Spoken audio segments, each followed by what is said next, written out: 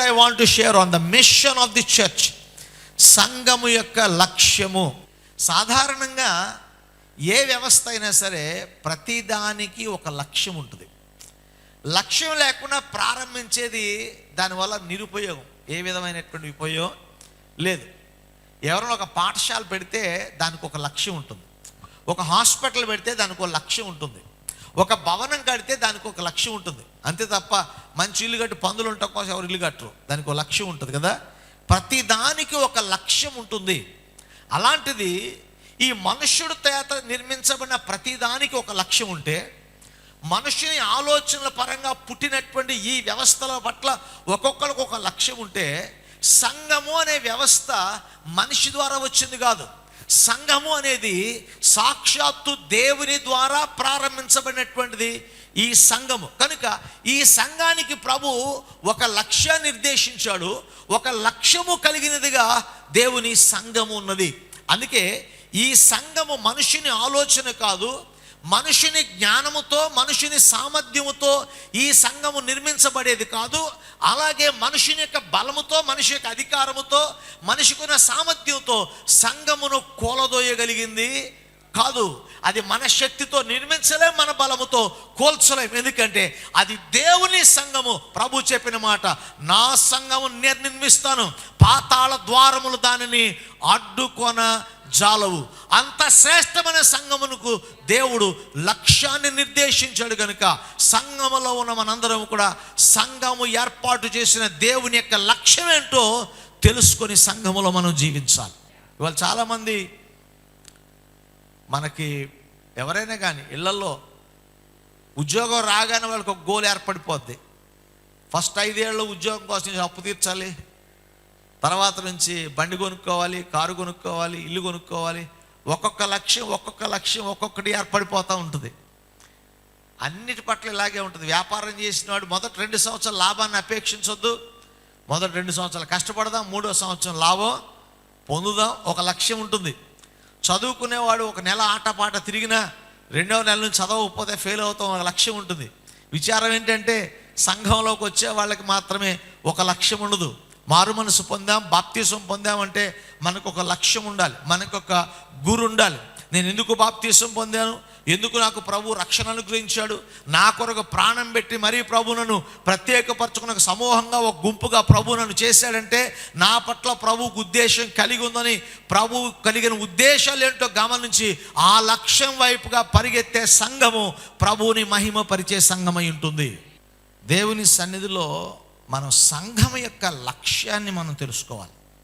కానీ ఈరోజు సంఘం యొక్క లక్ష్యం ఏంటో 3 విషయాలు చెప్తాను మీకు. మొట్టమొదటిగా మనం చూసినట్లయితే సంఘం యొక్క లక్ష్యము మార్కు సువార్త 16-15 అధ్యాయంలో రాయబడిన మాట ఏంటంటే, మీరు సర్వలోకమునకు వెళ్ళి సర్వ సృష్టికి సువార్తను ప్రకటించండి అని వ్రాయబడుతుంది. దేవుడు పరలోకానికి ఆరోహణమైపోతూ ఆయన సంఘానికి ఒక లక్ష్యాన్ని ఏర్పరిచాడు, ఒక మిషన్ ఏర్పరిచాడు. ఆ మిషన్ ఏంటి తెలుసా?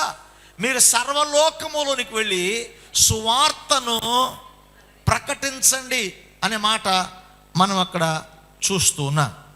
ప్రభునందు ప్రియ దేవుని బిడ్డలారా, 1 పేతురు పత్రిక 2వ అధ్యాయము 9-10 వచనాల్లో మనం చూస్తే, మీరు రాజులైన యాజక సమూహము, చీకటిలో నుంచి వెలుగులోనికి మిమ్మల్ని పిలిచిన వాని గుణాతిశయములను ప్రచురము చేయుటకు దేవుడు మన రాజులైన యాజక వంశముగా దేవుడు మనలను చేశాడు.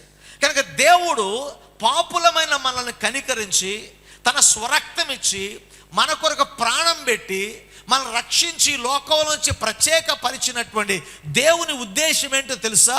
మన రాజులని యాజక వంశముగా తీర్చిదిద్దడం వల్ల ఉద్దేశం ఏంటో తెలుసా? మన ఒక ప్రత్యేక గుంపుగా ఈ లోకం నుంచి వేరు చేయబడి మన పట్ల దేవుని ఉద్దేశం ఏంటంటే క్రీస్తు సువార్తను ప్రకటించే వారిగా మనము ఉండాలి. దేవునికి స్తోత్రం కలుగునుగా. హల్లెలూయా, హల్లెలూయా. కానీ ప్రాబ్లం ఏంటంటే ఇవాళ సువార్తను గురించిన అవగాహన మనలో ఉన్న, సువార్త ప్రకటించే విషయంలో చాలామంది ఆసక్తి కలిగిన వారిగా లేరు. దానికి కారణం ఇష్టం లేకపోవటం కాదు. కొంతమంది అనుకుంటారు నా వల్ల ఏమవుద్దండి అనుకుంటారు. అవునండి కాదా? నేను ఒక మాట అడుగుతాను మిమ్మల్ని, మీ దగ్గరికి ఎవరైనా కానీ అమ్మా అక్క తల పగిలిపోతుంది అన్నారు అనుకోండి, వెంటనే మీరు ఏమంటారు? నా దగ్గర అమృతాంజనం ఉంది, జండు బామ్ ఉంది, లేకపోతే డాట్ ఉంది. వీళ్ళే డాక్టర్లు అయిపోతారు అప్పుడు వెంటనే. అర్థమైందా?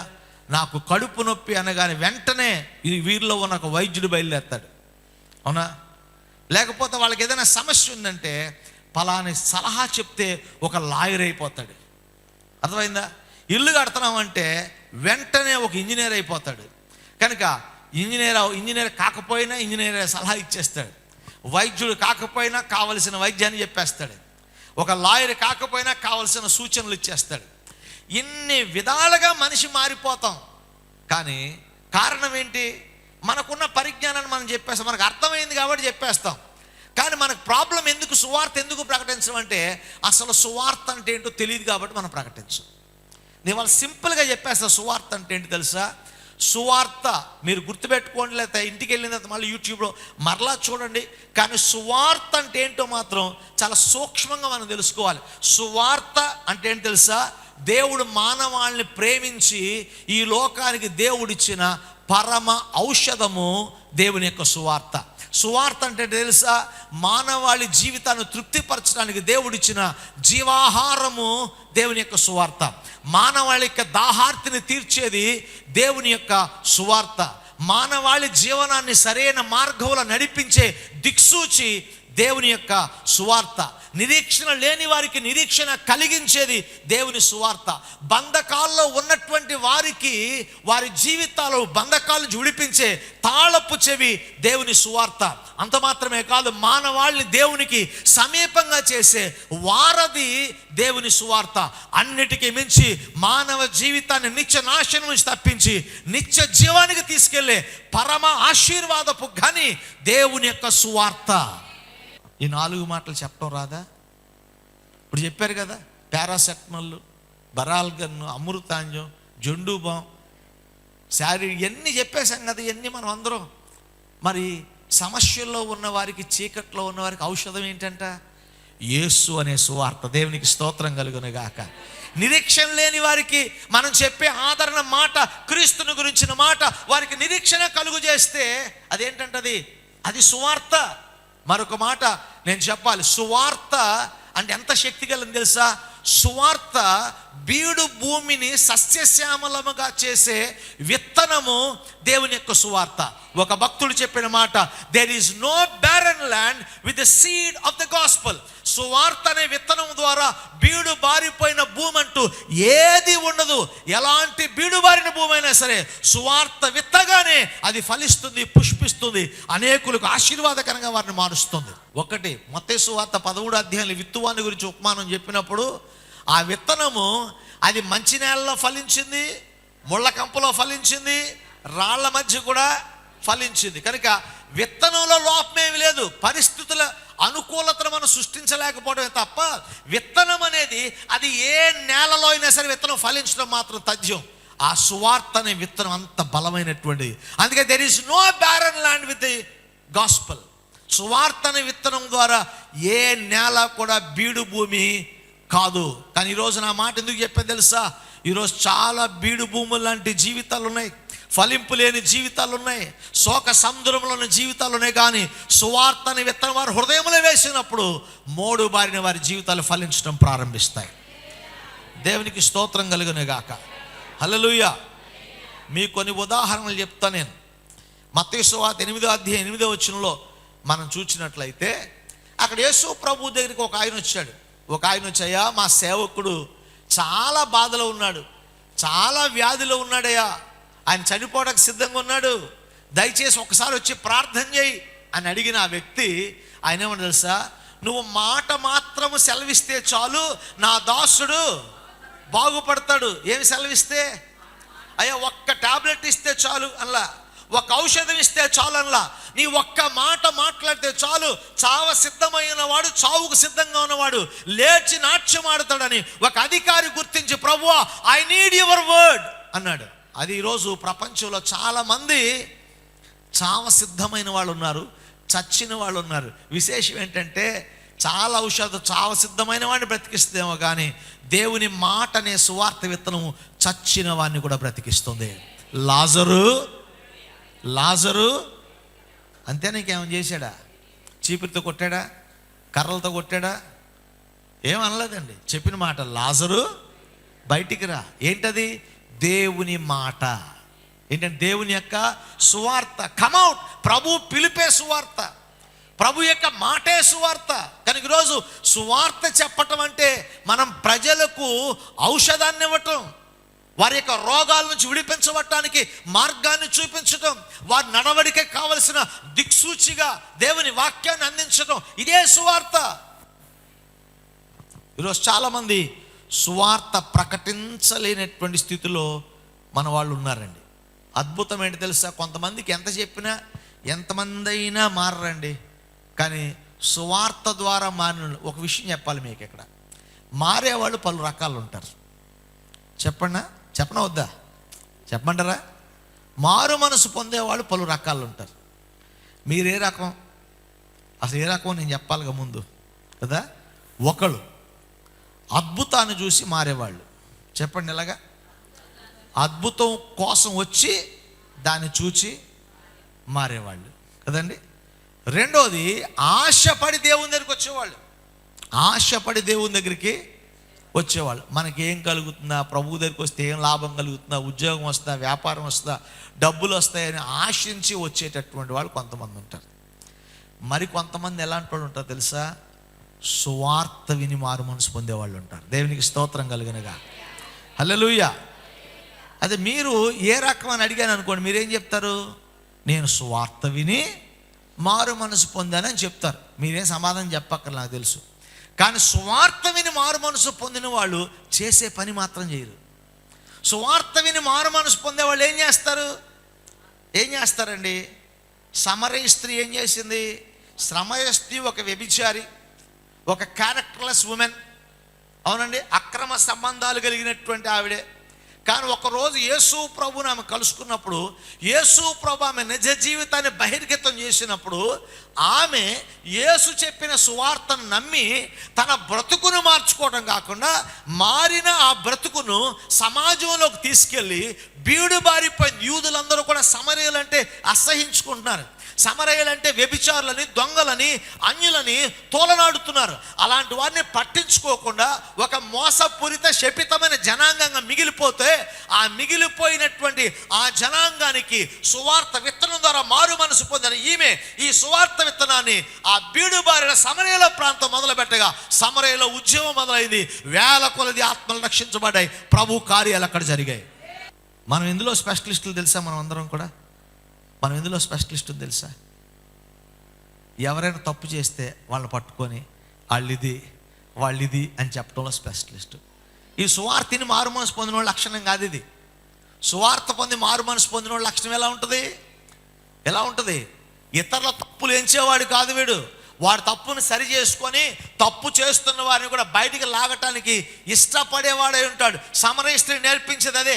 ఆమె తప్పులో ఉంది, పాపంలో ఉంది, కానీ సువార్తను విని ఆమె తన బ్రతుకును మార్చుకోవడం మాత్రమే కాక ఆ పాపపు ఊబిలో, ఆ బీడులో ఉన్న వారికి ఈ సువార్త విత్తనం వేసి వారిని కూడా పైకి లాగింది ఈ సమరయ స్త్రీ. ఇవో చాలా మంది మన బ్రతుకులు ఎలా ఉన్నాయి? ఎలా వచ్చాం దేవుని సువార్తలోనికి? సువార్త విన్న మనం రక్షించబడిన మనం సువార్త ద్వారా రక్షించబడిన వానికి తగినట్లుగా మనం పనులు చేస్తున్నామా? మన సువార్త అదేనా? మన బ్రతుకు అలాగే ఉందా? కొంతమంది రక్షించబడి చాలా సంవత్సరాలు ఎవరికి సువార్త చెప్పరు. మనకు ఎలా ఉంటుందంటే, మనకు బాగా డబ్బులు వచ్చేసి ఎదుటో అడుక్కుంటే మనకు అంత సంతోషం మనకి. ఎందుకంటే మనకి ఎప్పుడు ఆడికన్నా నేను గొప్ప అని చెప్పుకోవటం మనకు బాగా ఇష్టం. సంఘానికి వస్తున్న మనందరం సువార్త చెప్పకపోతే ఎలాంటి వాళ్ళకి చిన్న కథ చెప్తాం మీకు. ఒకసారి ఒక చిన్న ఎలక పిల్ల, సుంచు అంటారు కదా, అట్లనే సుంచా బోన్లు ఏదో ఒకటి మీకు తెలుసు కదా. చిన్న ఎలక పిల్ల ఒకరోజు దాని అదృష్టం బాగుండి వెళ్ళి బియ్యం డబ్బాలో పడిందట. సాధారణంగా సుంచు ఎందుకు వస్తుంది? ఎలుకలు ఎందుకు వస్తాయి? ఆహారం తింటాకు వస్తాయి కదండి. కనుక మనం చెప్తాం కదా, రొట్టె విడిగి నేతిలో పడింది అన్నట్టుగా ఆ ఎలుక వెళ్తమే చక్కగా బియ్యం డ్రమ్ములో పడింది.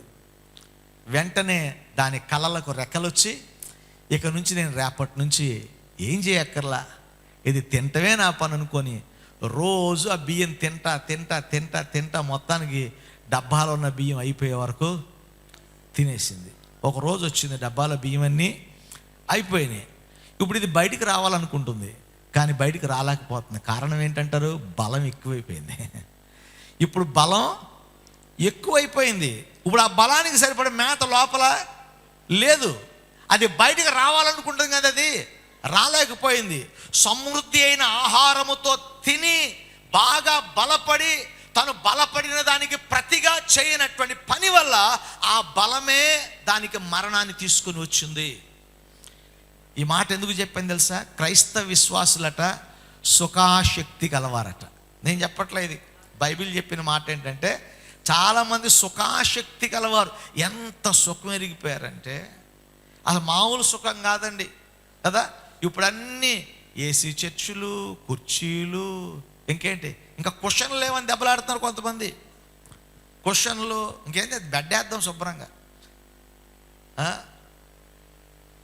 కొత్త పెద్ద ఎంటర్టైన్మెంట్ కళ్యాణ మండపాల్లోకి వెళ్తే ఆ సోఫాలు. అలాగే మనం కూడా ఒక మంచి, we are not concentrating on how to worship God, we are concentrating on what we get in the house of God. దేవుని సన్నిధిలో సుఖాశక్తి గలవారిగా ఉంటున్నాం మనం. రెండవది, దేవుని ప్రేమను వెల్లడిపరుచుట. చెప్పండి అందరూ, దేవుని ప్రేమను వెల్లడిపరుచుట. బైబిల్లో ఒక వాక్యం నాకు చాలా తరచుగా నేను జ్ఞాపకం చేసుకుంటాను. మీ సహనము సకల జనులకు తెలియజేయండి. మనం ఈరోజు తెలియజేసేది ఏంటి? మన చిరాకు, మన విసుగు, మన అసహనం, మన ఆకలి, మన కోపం, మన బాధ, మన అసహ్యం, మన అసూయ, వీటిని ప్రతిరోజు ప్రకటిస్తాం మనం అందరం. కానీ బైబిల్ చెప్పేది ఏంటి తెలుసా? మీ సహనము ఏంటంట? మీ సహనము సకల జనులకు తెలియనివ్వండి. మీ చిరాగ్గా తెలియనివ్వాల్సింది ప్రజలకి, మీ కోపంగా తెలియనివ్వాల్సింది ప్రజలకి. క్రీస్తును కలిగిన నీవు క్రీస్తు ప్రేమను వెల్లడి చేయాలంటే క్రీస్తుని హృదయములో సువార్త ద్వారా నిర్మించిన సహనమును సమాజానికి తెలియజేసినప్పుడు క్రీస్తు ప్రేమను వెల్లడి పరిచేలాగా ఉంటాం మనం. ప్రభుకి ఏం కోపం రాదా? వచ్చిందా లేదా? వచ్చింది. బల్లలో గిల్లలు మొత్తం తోసి అవతల పడేసాడు ఒకసారి. అవునండి, ఒక్కసారే. కానీ సిలువ వేస్తుంటే, కొరడాలతో కొడుతుంటే, మేకులతో గుచ్చుతుంటే, గడ్డం పీకుతుంటే, వస్త్రాలు పంచుకుంటుంటే, బొచ్చు కత్తిరించు వాని యొద్ద గొర్రెపిల్ల మౌనముగా ఉన్నట్లుగా ఆయన మౌనముగా ఉన్నాడటండి. అక్కడ ఏం తెలియజేస్తున్నారు ప్రపంచానికి? తన ఆధిక్యత తెలియచేయట్లా, తానెవరో తెలియచేయట్లా, తన ఉన్నతేంటో తెలియచేయట్లా, కానీ ఆయన సహనమును తెలియచేస్తూ దేవుడు ఆయనలో ఉంచిన మనస్సును సమాజానికి తెలియజేయటం వల్ల దేవుని ప్రేమ ఎలాంటిదో ప్రపంచానికి చూపించాడు. యేసు రక్షకుడిగా మారాడు. ఈరోజు చాలామంది దేవుని ప్రేమను వెల్లడి చేయట్లేదండి. అది మన మిషన్ కాదు. మన మిషన్ ఏంటి? మన అవసరాలు వెల్లడి చేయటం, మన ఆశలు వెల్లడి చేయటం, మన అహాన్ని వెల్లడి చేయటం, నేనేంటో చెప్పుకోవాలి. నువ్వు క్రీస్తు ప్రేమను వెల్లడి చేయటం కోసం ప్రభు యొక్క రక్షణ పొందావా? నిన్ను గురించి నువ్వు చెప్పుకోవటం కోసం వెల్లడి చేయటానికి నువ్వు రక్షించబడ్డావా? దేని కొరకు ప్రభుని రక్షించాడు? చీకటిలో నుంచి వెలుగులోనికి మళ్ళా పిలిచిన వాని గుణాతిశయములను, ఆయన గుణాతిశయములను ప్రచురం చేయడానికి, ఆయన ఉన్నతిని ప్రచురం చేయడానికి, to demonstrate God's love. God has saved you and brought you to the church. దేవుడు సంఘానికి, దేవుడు అందుకు మనలను తీసుకొని వచ్చాడు తప్ప మరి దేనికి కాదండి. ప్రభువైన యేసుక్రీస్తు లోకంలో జీవిస్తున్నటువంటి కాలములో ఆయన చెప్పినటువంటి మాటలు కొన్ని చెప్తాను. యోహాను సువార్త 13వ అధ్యాయం 34-35 వచనాలు చూడండి. లోకంలో మనం దేవుని సంఘము అని ప్రపంచం గుర్తించడానికి ఏం చేయాలి? నేను నిన్న మా కాలేజీలోకి అవసరాలకు చూస్తుంటే ఫస్ట్ కాలేజీలో ఏం కావాలి? ఐడెంటిటీ కార్డ్స్ కావాలి. ఏం కావాలండి? Identity cards. మీటింగ్లో అయితే ఎవడు వాలంటీరో, ఎవడు సందా పట్టేవాడో వాడికి ఒక బ్యాడ్జీ కావాలి. ఎందుకని?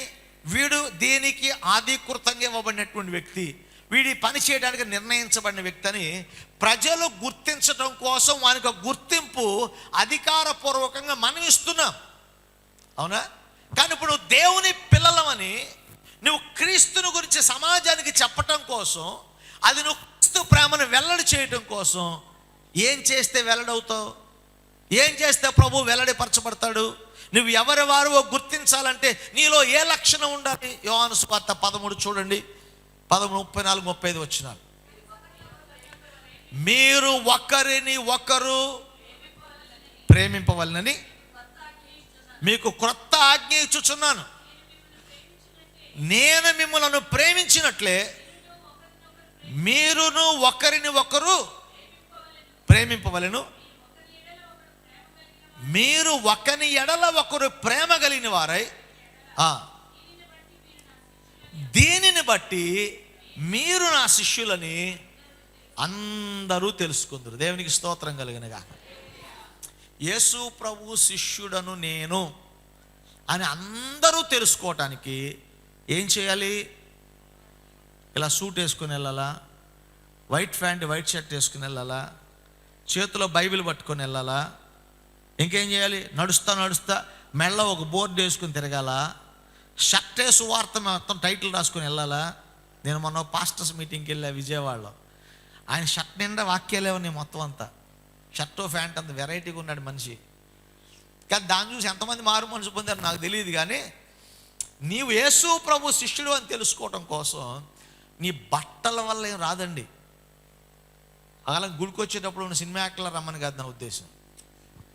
ఎక్కడికి వెళ్తే పెళ్లి వస్త్రం ఉంది, ఎక్కడికి వెళ్ళిన వస్త్రం అక్కడ వేసుకోవాలి, అర్థమైందా? విశ్వాసులు ఎక్కడికి వెళ్ళినా విశ్వాసికి తగినట్టుగానే ఉండాలి, అర్థమైందండి?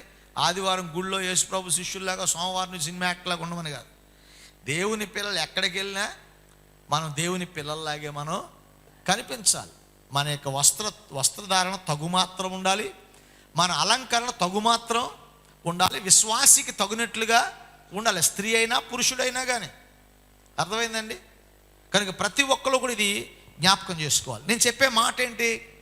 దేవుని యొక్క ప్రేమను లేదా దేవుని వెల్లడిపరచడానికి మనము వస్త్రాలు కాదని ప్రాముఖ్యం. మనకున్న లేదా పెద్ద మంచి మందిరం కట్టేసాం, ఏసీ పెట్టేసాం అంటే జనాలు పరిగెత్తుకు రారు. ఒకసారి క్రీస్తు ప్రభువుని వారి హృదయంలో ముద్రించాలంటే నీవు చేయవలసిన పని ఏంటి తెలుసా? క్రీస్తు కలిగిన ప్రేమను నువ్వు కలిగి ఉండాలి. Love wins people for God. ప్రేమ ప్రజలను దేవుని కొరకు సంపాదించేలాగా చేస్తుంది. ప్రభు ప్రజలను, లోకాన్ని ఎలా సంపాదించాడు? దేవుడు లోకమును ఎంతో ప్రేమించాడు. యేసు ప్రభు మన వాళ్ళ కొరకు ప్రాణం ఎందుకు పెట్టాడు? ఎంతో ప్రేమించాడు. యేసు ప్రభు పరలోకం విడిచి లోకానికి ఎందుకు మానవ రూపంలో వచ్చాడు? యేసు లోకమును ఎంతో ప్రేమించాడు. ఆయన ప్రేమను బట్టి నీకు రక్షకుడిగా పరిచయం అయ్యాడా? దేవుని కుమారుడిగా 3 కిరీటాలు 6 కుర్చీలు వేసుకొని ఎందుకు వచ్చాడా ప్రభు? కాదండి. The love which he showed proved that he is the savior of the world. ఈరోజు దేవుని పిల్లలమైన మనందరం కూడా ప్రభు పిల్లలముగా ఈ లోకంలో దేవుని ప్రకటించే వారిగా ఉండాలంటే దేవుని ప్రేమ మనలో ఉండాలి. ఆమేన్. ఇందువలన మీరు నా శిష్యులని అందరూ తెలుసుకొందురు. స్తోత్రం కలుగును గాక. హల్లెలూయా. మూడోదిగా మనం చూచున్నట్లయితే సంఘం యొక్క లక్ష్యము, మూడోది ఏంటి తెలుసా? యేసు ప్రభు సంఘం యొక్క గురేంటి చెప్పండి. నేను 2 విషయాలు చెప్పాను, మూడోది మీరు చెప్తారు అనుకుంటున్నాను నేను. చెప్పండి. సంఘం యొక్క లక్ష్యం మొట్టమొదటిది ఏం చెప్పాను? సువార్త ప్రకటించాలి. రెండవది ప్రేమను వెల్లడిపరచాలి. మరి మూడోది ఏంటంటే, ఓ మాట చెప్పనా, ఎందుకు సువార్త ప్రకటిస్తాం? సువార్త ఎందుకు ప్రకటిస్తారండి? ప్రజలు రక్షించబడాలి. క్రీస్తు ప్రేమను ఎందుకు వెల్లడిపరుస్తాం? ప్రజలు ప్రభు దగ్గరికి రావాలి. వచ్చిన వాళ్ళందరూ ఎక్కడికి వెళ్ళాలి? పరలోకం వెళ్ళాలి కదండి. కనుక సంఘం యొక్క లక్ష్యం ఏంటి తెలుసా? నేను క్రీస్తు రాకడలో ఎత్తబడాలి. The goal of the church, the mission of the church is always the heavenly అబోర్డ్. మనం పరలోకములో మనము క్రీస్తుతో ఉండాలనే లక్ష్యముతో మన విశ్వాసయాత్రను కొనసాగించాలి. చాలామందికి ఈ పరలోకం కాన్సెప్ట్ పూర్తిగా పోయింది. ఇదివరకు అంటే నేను సేవకు వచ్చిన క్రొత్తలో సువార్త సభలు అంటే ఖచ్చితంగా పరలోకం గురించిన సందేశంతో ఎండ్ అయ్యాయి. మీలో కొంతమంది గుర్తుండొచ్చు కదండి. ప్రతి సభలో పాడే పాట యేసు రాజుగా వచ్చుచున్నాడు, అవునా? ఇప్పుడు మాకు భోజనము టైం అయ్యింది, 10 అవ్వగానే ఆ పాట లేదు, ఏమీ లేదు, మనం ఎవరికక్కడ ఎండిపోవటమే మనకంతా. సభలు అనేవి కేవలం ఈవెంట్లుగా మారిపోయాయి. ఇప్పుడు మేము ఎంత బాగా చేసాం, మాకెంత జనం వచ్చారు, మేము ఎంత డబ్బులు ఖర్చు పెట్టాం, ఎంత బాగా జరిగింది పెళ్ళే, బాగా ఘనంగా జరగటానికి ఇది ఏమైనా వేడుక? దేవుని సన్నిధి సభ ఆరాధన దేవునికి మహిమకరముగా జరగాలి. It's not about how many people.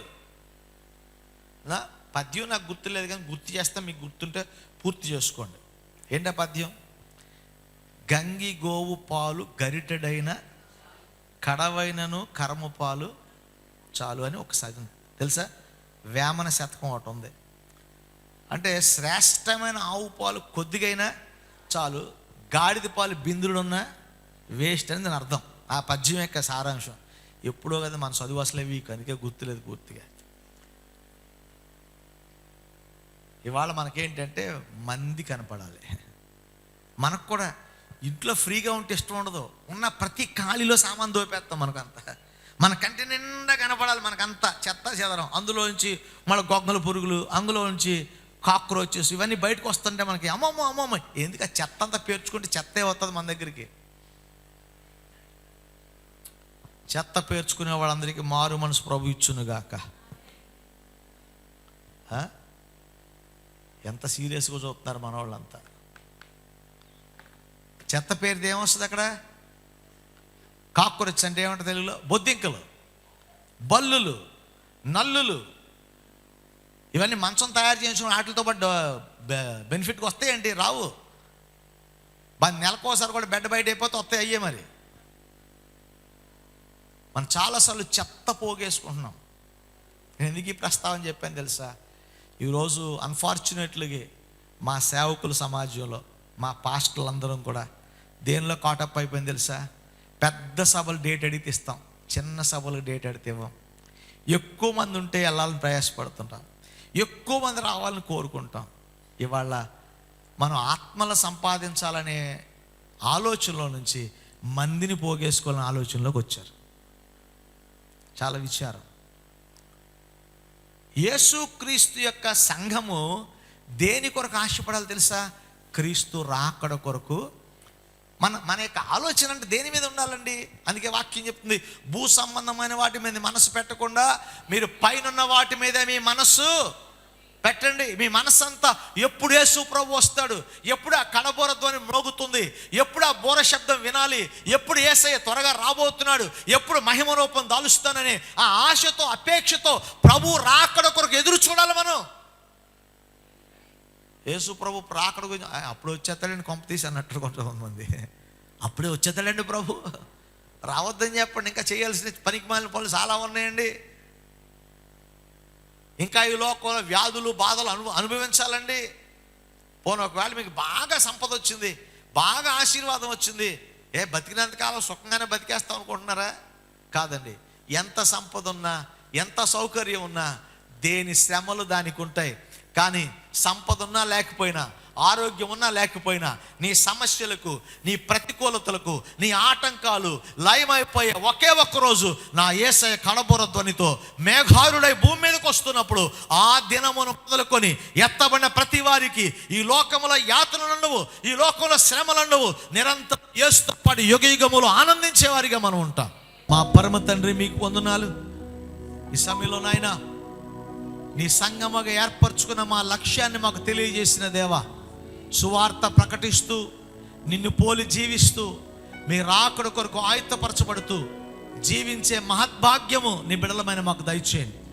మా గురిని, మా లక్ష్యాన్ని మేము జార విడుచుకోకుండా, కోల్పోకుండా నీ వైపు చూస్తూ నిన్ను మహిమపరిచే భాగ్యం దయచేయండి. వాక్యం విన్న మేము వాక్యానుకూలంగా జీవించే కృప ఇవ్వండి. పరిశుద్ధాత్మ పూర్ణులుగా మమ్మల్ని చేయండి. ఆత్మ జ్ఞానముతో మమ్మల్ని వర్ధిల్లింప చేయండి. నీ సన్నిధిలో ఉన్న ప్రతి వారిని బలపరిచి నీ మహిమ కొరకు వాడుకోండి. వ్యాధిగ్రస్తులను స్వస్థపరచని, బలహీనలు విడిపించండి.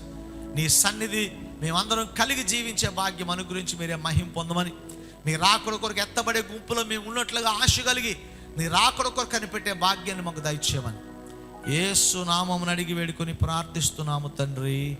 ఆమేన్.